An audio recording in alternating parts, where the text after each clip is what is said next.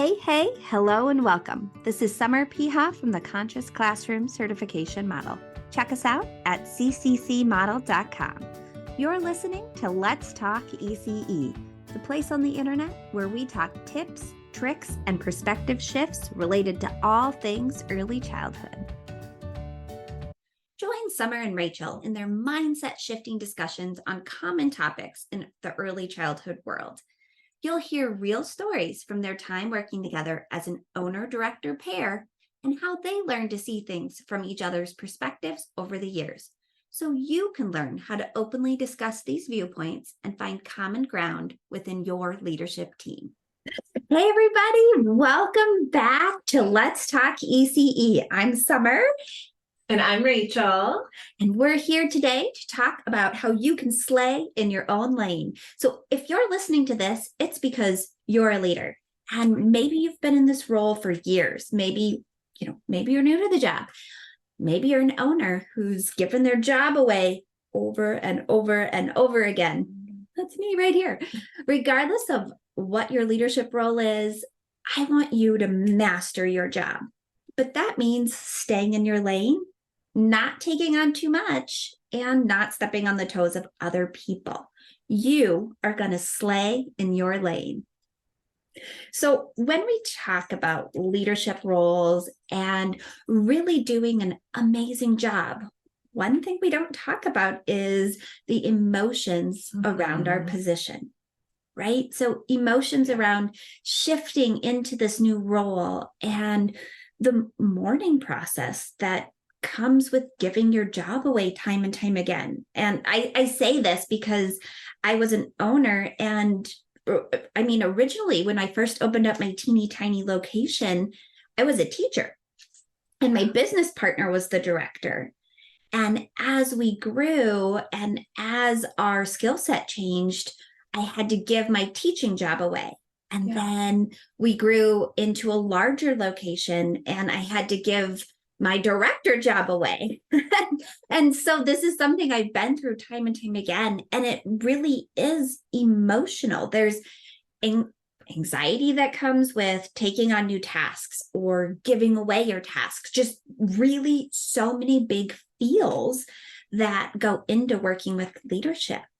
And I think that's really, really important to talk about today. What do you think? I love every single time that we talk about this because as a director, it's that perspective taking, right? Because as a director, I thought about the fact that, yes, you were putting me into a new position, but not that you were giving your job away, right? Not that you were having to redefine your role too, and going through those same, that same emotional roller coaster that I was. Absolutely. But still really having to just show up with that smile on your face and that outward appearance of confidence. And, as going from teacher to director, I was trying to do the same thing. And there are so many emotions, right? When I moved from working in the classroom to the leadership team, I absolutely felt like a fish out of water.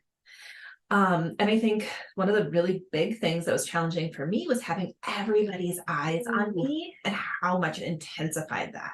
Like, you were my boss, which was intimidating, right? But then there's a couple hundred parents and 45 staff members and everyone looking to me. And as a natural people pleaser and caretaker, which I think a lot of educators are, it made it so hard to focus on my tasks instead of try to just constantly gauge what other people thought about me. Like, that was such a shift. There was a lot of mindset shifts that had to happen so that I could be successful in my job. And, one thing I've always been immensely thankful for was that you as an owner never came in and did my job for me. You weren't taking over my tasks. You were letting me make mistakes. You guided me through a lot of things without overstepping or micromanaging. You really did slay your lane. You managed it so well. And I'm kind of curious, what your mindset was and what you had to do in order to do that, in order to give that job away, because I don't think I ever got to that point. I got better, but not to that point. It was really, really hard. It was really difficult. And I'm not going to say like, hey, I was perfect at it in the beginning. As I look back over my career, I can see phases where it's like, and I think about phases and phases of like staff members, right? Like chunks of staff members where I look back and I'm like, oh, there's the Sarah phase, and oh, there's the Erica phase, and oh, there's this phase. And so just I can see growth happening with each chunk of staff members. And so I think your perspective, because you came in towards the end of my ownership, you came in during that phase. So I was a completely different person than, 15 years ago when I first started. So it was a learning process, and I had to learn so many things. There were things like you said, watching people make mistakes is really, really hard. When you think, in your brain, you're like, don't do that. Don't hire that person. Oh, look at their resume. They only stay at a job for 3 months and then they quit. And you're like, nah, you got to let them learn. You got to let them learn. You got to walk them through it. You can't step in and swoop in and fix every time there's a mistake. That's where you really have to pull out that like coaching leadership style instead of like, okay, I'm a doer, I'm going to fix. I'm a doer, I'm going to fix. And so that shift happened for me because I always tell my clients too, where I'm like, hey, when you're in a leadership role, like we all got here for a reason. We all got here because we're doers, but we have to be more of the coachers and talkers in this leadership role to help people grow and expand their skills too.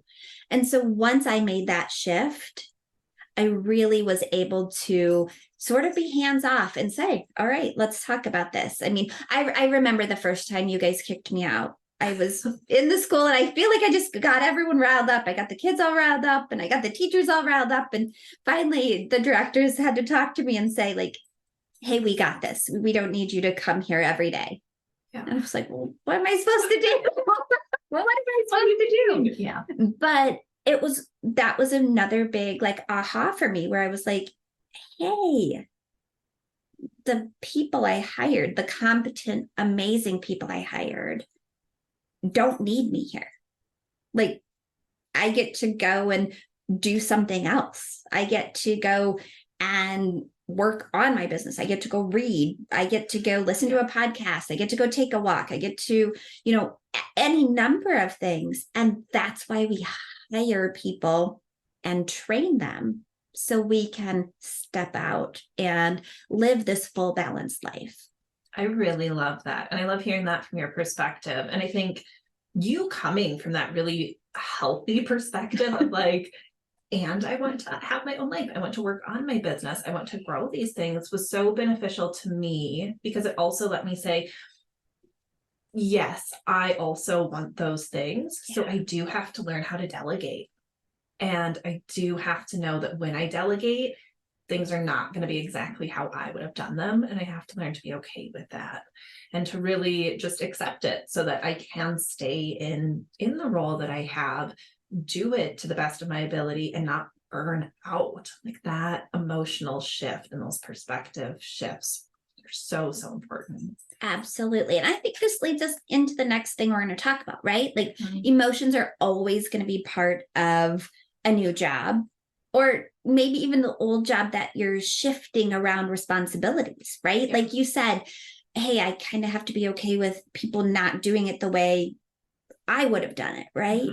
And we can really think about our feelings and think about how we respond and react and how our feelings control us and impact us. And then we have to actually shift to talk about the logistics. And, we just talked about the emotions of it, but how, right? The logistics, how. And I will tell you, first thing first, everyone runs into this, right? Where you get into a new role and you don't actually have a full view of what that job is. Yeah. I mean, when we hired Rachel, you guys, I literally handed her a sheet of paper that had our mission, our vision, and our values.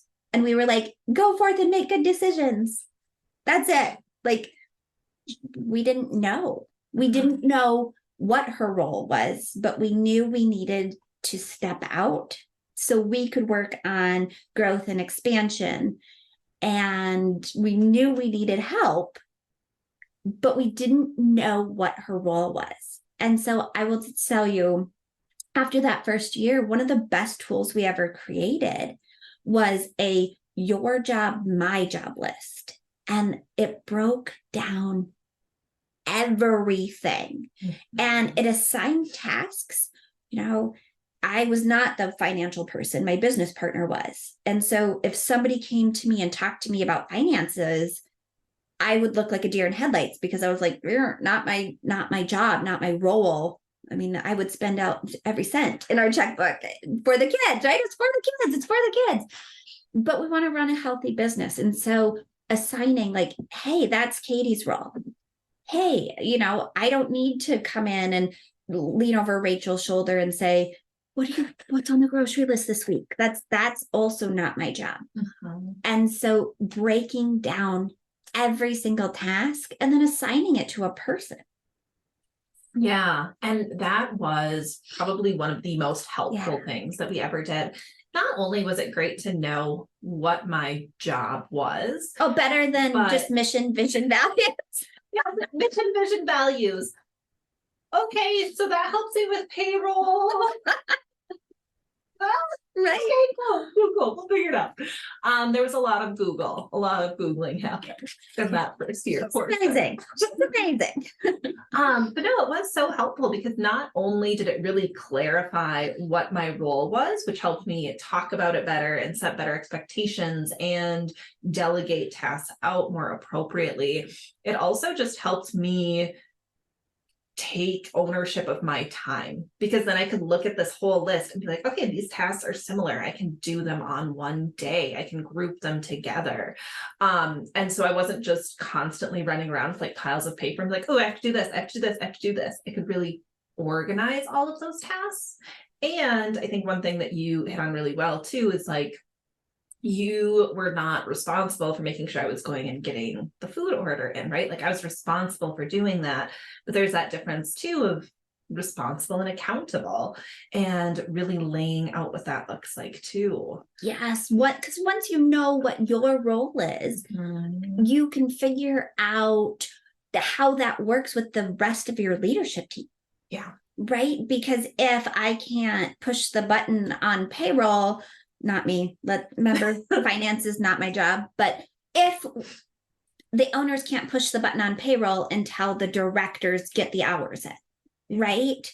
And so many of our tasks are intertwined, and it's really important to know who does what and what the timeline is, and just all of that communication with not only within the leadership team, but also communicate that to your staff. Right? If you come ask me a payroll question, or if you can have a raise, it's not my lane. I can't say yes or no, even though I'm the owner.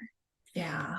And I think that really, like, talking to staff is so important because it ties in both of those aspects we just talked about, right? That emotional part and just the logistics of it. And I'd actually love to dive into when we are taking on a new role, how to handle that with staff, because I think that's a huge challenge that people have. Absolutely. Before we do that, Rachel, I'm going to throw something at you. Ooh, okay. Because, you know, it's me. That's what I do. I think we should do an unofficial sponsorship portion because, you know, we don't have sponsors. We're not big. We're not big yet. But what's a product or a task that you love that you would like to throw out there, unofficial sponsor of Let's Talk EC? I'm actually super excited about this one. I just found it scrolling through TikTok when I probably should, done something else.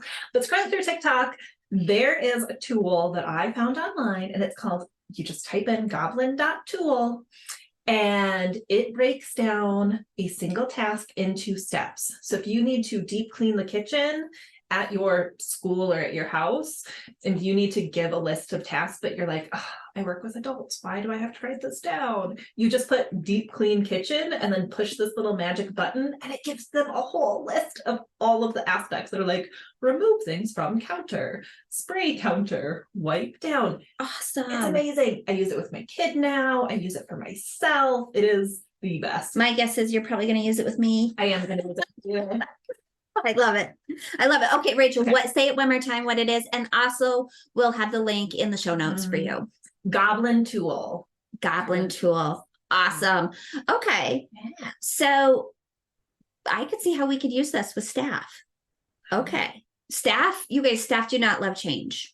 How many of you are with me on this? If you're listening in your car, wave your hand, shout out me. Staff do not love change, right?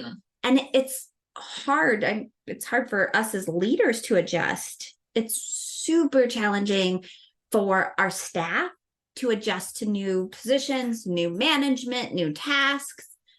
But a lot like the kids, where, you know, the boundaries are going to be pushed, and the staff might really push back on having to go to new members of leadership with a task or with a role. Yeah. What do you think, Rach? Absolutely. These are all such big challenges, and they're going to happen. And I know from experience, you did a really great job managing those shifts. I'm not totally sure how, but you did.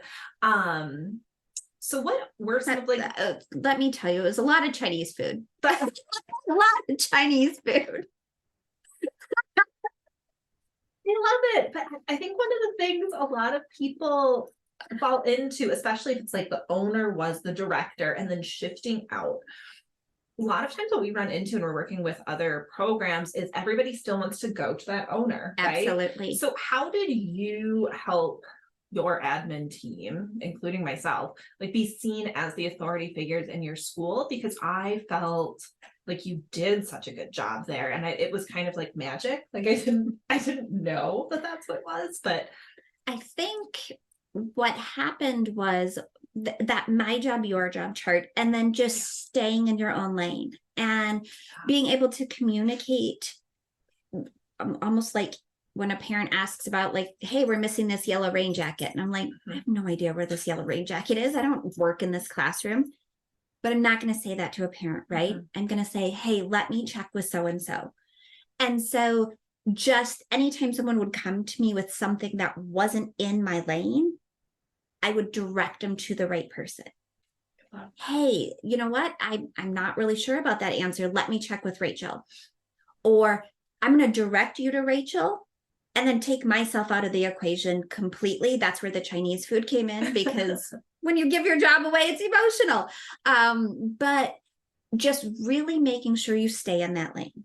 Really making sure you're using, directing them to the right person, creating fun relationships with the staff where they're not, I still want to have a relationship with my team. I still want to have a relationship with my staff, but it's lighter, right? So I might talk with somebody if there's a love of coffee or a love of McDonald's drinks. I might stop and chat with them about, the new McDonald's, what's that purple frappe thing that's grimace frappe thing that's going on right now. Grimace shake. I might stop and talk with a staff member about, have they tried this new drink at Starbucks, or have they tried this, or, have you seen this movie, right? So I keep it lighter. So then when heavy things happen and they came to me, I could shift them to the right person. And it didn't mean I didn't want to know about that. Yeah. And that's where our weekly leadership meetings came into play, where Katie was my business partner, and I wanted all that information dumped on me. I still wanted to know everything, but to really stay in the lane you've carved out for yourself. I love that. That was so, so helpful as a leader working under you and coming into that new position, because when you move, like as someone that was a teacher and then moved into a director role, when you move from being everyone's peer and being like, happy hour, cool, to being their boss, It's so challenging. I think that was probably the most challenging aspect for me. And for almost all the new directors we work with, that tends to be the most challenging aspect because it's a little lonely. it's Because you lose your lonely. friends. You Mhm. lose anytime that there's that power dynamic, right? Where, hey, now you're in charge of their paychecks. Yeah. And whether it's your name on the bottom or you're just shifting on the information or you make the schedule or whatever, there's still that power dynamic. And it is a little lonely. You go through this grieving phase. So not only did I go through it when I gave my job away, but as you get promoted, there is a line that has to be drawn. It is. And it's so interesting because, like, when you shift into a new role, there's a definitive date. I am now your boss on June 5th because that is my start date. But relationships don't turn on and off like that when we're working with people, right? And so I think learning some of those were really important. And for me, some of the best things I was able to learn were having those upfront conversations with the people I was closest to, right? I had to be super comfortable being direct and saying, like, hey, our relationship is going to have to shift in some ways. There's going to be change. I still care about you. And this is my job. So let's talk about how it's going to feel if I do have to give you feedback, if I do have to do some of these things, because we have to learn how to differentiate now those relationships. Hey, you said something that was really interesting there. You said, this is my job, right? And when somebody gets promoted into this leadership role, for me, I think of it as like, hey, this is your career path. This is an exciting new opportunity. Yes. And so to really take on that awesomeness and to run with it and say, like, hey, this is my career. Yeah. Like, it was fun to go to happy hour. Yes. And when I look towards the future, I really see myself in this career path. And I think that's a cool opportunity, even though it comes with a lot of emotion and a lot of logistical challenges and all of that. Yeah, it does. And some of those logistical challenges are, saying what you expect communication to be like going forward. Sometimes as peers, when you have a job, like you complain about stuff at your job. You complain about your boss. Let's be real. Let's be, it's okay. You just say it, Rachel. And so, having that back to back of like, I used to complain with this person, and now I have to say, hey, you can come to me with concerns, but not to gossip. I don't want to be here for gossip. I want to be here to push things forward because, like you said, like this is my career. There are aspects of it that are, I think it's interesting that you brought that up too, because there are portions where I'm like, my career is uplifting educators and running these programs and doing these things. And then there are parts of it that are like, and it's my job to get you your paycheck and make sure snack is ordered, right? Like there's kind of that dichotomy happening too. Yes. So I really love that you brought that up. But, saying, hey, this is part, or saying this is not part of my role, so I can pass it on. So when I was a director, I had an assistant director. And so sometimes people were uncomfortable with that situation too, because they knew me personally. So they just wanted to come with me. And I had to feel confident enough in myself and in my role to say, that's not one of the tasks I do. So I'm going to pass you on to my assistant director, which was also uncomfortable. Yes. Yeah. Yes. And listeners, wherever you are in your journey, that's okay. It's exactly where you're supposed to be, right? When I look back to where I first started, I had to learn everything. I had to make the mistakes and gain the knowledge, right? So you are exactly where you're supposed to be. And as you're carving out this new lane, take the time to step back and acknowledge how much you're learning and how great of a job you're doing, right? If you follow some of the tips we talked about today and really spend some time being proactive in clarifying your role and the role of everyone else on your admin team, you are absolutely going to slay in your own lane. Yes. And you guys, we hope you were able to get a lot out of today's episode and encourage you to subscribe, leave a review, check out our show notes if you want to see how we can support you moving forward. See everyone next time.